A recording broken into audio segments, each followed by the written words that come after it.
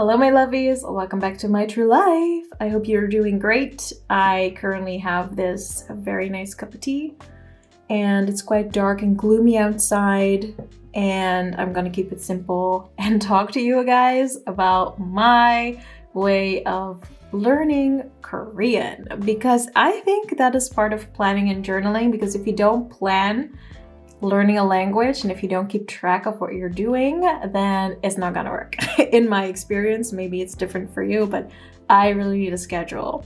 So what I have here is my Stálogy. It's my first Stálogy, and let me see, I bought it in the Netherlands, so the prices are a little bit higher, I think.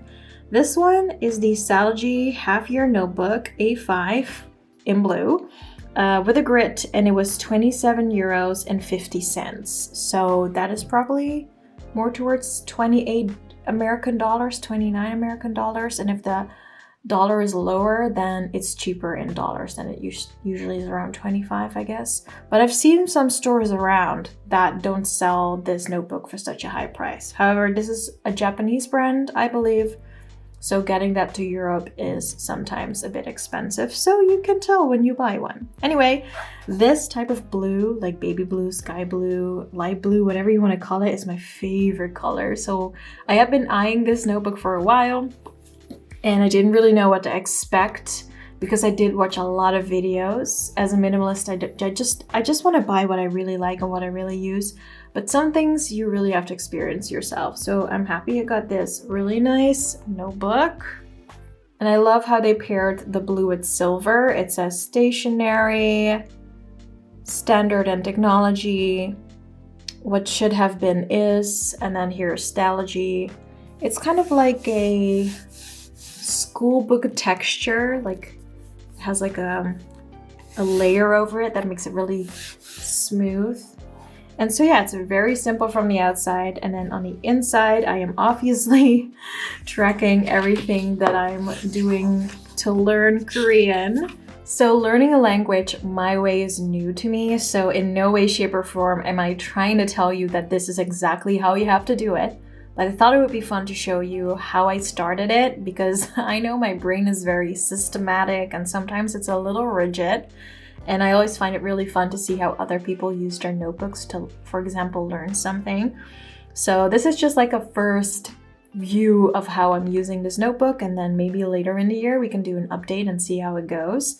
But yeah, like I said, on the inside we have some gray pages, and then I skipped the first page because I thought it would be cool to make like a collage to, you know, drop my name and some cute Korean stickers, just like a little bit of decorating. Then I also skipped these two pages so I could create an index, because I've been numbering the pages. These pages are not numbered. So that was kind of like something I noticed, because I'm used to using Leuchtturm, the bullet journal notebooks, and those are always numbered and they have like a standard index layout, and this one doesn't. So here we go. So what I thought it would be smart to do is to start with all the basics of a language that you need to know in order to, you know, advance into writing, speaking, and conversing. So what I did is on the first page create like a legenda, or an index, if you will. In Dutch we say legenda. That is kind of the index that you use to find things. So on the first two pages, I started with Hangul, which is the Korean alphabet. And this is kind of like a challenge for me, because I'm Dutch, I live in the Netherlands, and I have not found like a Dutch or a native Korean teacher in the Netherlands that can explain things to me in Dutch.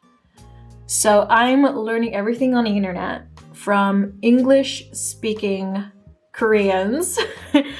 So what happens is that I learn something in English, then I have to translate it to Dutch just to learn a third language, which is in this case Korean. So I'm going through 3 languages just to get one. That is fun. Anyway, yeah, so this is how I made up my page, legenda, and then I wrote down all of the consonants, the vowels, and the syllables and the end and start consonants because there's like a whole system with all of these characters. And as you can see, you can use these little numbers and days of the week and the days of the month, or sorry, not the days of the months, but the months of the year. And then you can underline on which date you did something. And I like that because that way you can see when you go back, hey, in January on a Sunday, or when was this? I think in December, I did this. So that's kind of cool. And also on Etsy, I bought these sheets to practice Hangul with. So I just resized the sheets so I could put them on the page because my handwriting is really, really small. This grid is quite small.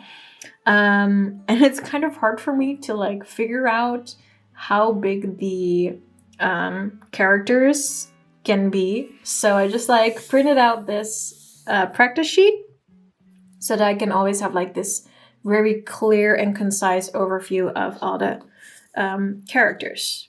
So on the next page, I also use those Etsy printouts or printables for the Hangul writing order so that I can just, quickly see in which way they can be written. Although once I really get into practicing, I forget. I just write it down the way my brain makes it work. So that's kind of funny. But I liked creating this little overview of having like the basics. And talking about the basics, so here on these empty pages, I want to write all of my notes and explanations about Korean sentence building, like the particles and the sentence order. So I skipped a couple of pages because I know there's like a lot of information about that. But I feel like that is part of the basics for learning a language, right? So skipped a couple of pages to create like an overview of how to build sentences, particles and such. And then I went over to numbers in Korean, so counting.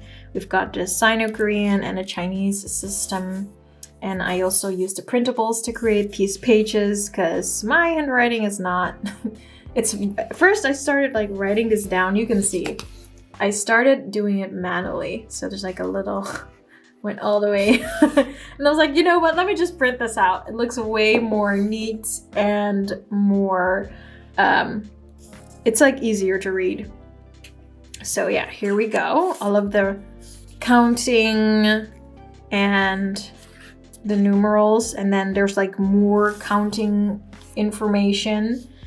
And what I did, because this is an A5 notebook, is like I split the page because my handwriting is small enough. And also I noticed that if I were to write everything like you usually write in like your journal, for example, we just have like a continuous left to right stream of words, it would have gotten very cluttery. So creating columns on the page, which is why I got the grid version, makes it easier for me, and my brain really understands this very, very well. So yeah, more counting. And then I haven't gone further. These pages are also for counting because there's a lot to say about counting and numbers. And then I haven't done much yet because I started in December and I haven't done anything with this notebook in January yet because life. And like I want to create a routine where I do this every Sunday. So I learn Korean every workday for at least 20 minutes, but I do that online. And the actual practicing of writing words and sentences and reading them, I want to also do in this notebook. So that's why on these first pages, I started with the basics so that I can not just use this as like a practicing notebook, but have like a 2-in-1 kind of situation where I have all of the basics that I would ever need. So basically, I'm turning this in a Commonplace book for Korean and a practicing notebook. So yeah, and all of these pages are so smooth and easy to write on. And I've been using these Sarasa vintage pens. These are very muted and soft, not that harsh. And I like soft muted colors when I write because it doesn't distract me or annoy my eyes. So yeah, these shades have been very, very nice. And that is how far I got with using this Stálogy A5 half-year notebook for learning and commonplacing anything Korean. So yeah, I'm not saying that you have to do it exactly this way. I'm learning this language, and you know, back in the day, I would have to learn English, German, and French as a teenager. But the way they would teach you how to learn a language, it did not compute with my brain. So now I get to figure out a way of learning a language that really works for me. So I started in January 2023. It's now January 2024. And it's really fun that I can now watch my favorite Korean YouTubers and they will explain something. And I'm like, oh my God, I just understood that he said whisk the egg and add some salt. I'm like, yay! So yeah, I mean, I think doing this on my own without a teacher or a course, I think I got pretty far in a year with all things considering like daily life and struggles and stuff. I did pretty well. So I want to continue. And this is like a first view of how I'm using this Stálogy for learning Korean. I hope it inspired you to also keep learning a language if you started it and maybe stopped. I honestly really enjoy doing this. For some reason, it got up my brain and I just really enjoy it. And I also think I like learning a language now because no one's telling me to do it. I want to do it. So that is making it fun. Yeah, and they also say if you learn a language, you keep your brain younger. So there you go. So if you have any tips on how I could use this Stálogy for learning Korean a little better than I'm already doing, definitely let me know. I'm always open to learn. I know some people are like into learning languages daily, so they must have a lot of tips. So if you have some, definitely drop them in the comments down below. And if you like this video, definitely thumbs it up and subscribe for more. I'll be back next week with another planning journal or notebook video. And until that time, I hope this inspired you to use a notebook that you maybe already have laying around and give it some tender loving care and use it for learning a language or something else that you love. And in the meantime, subscribe, like, I love you, and I'll see you next week. Bye bye.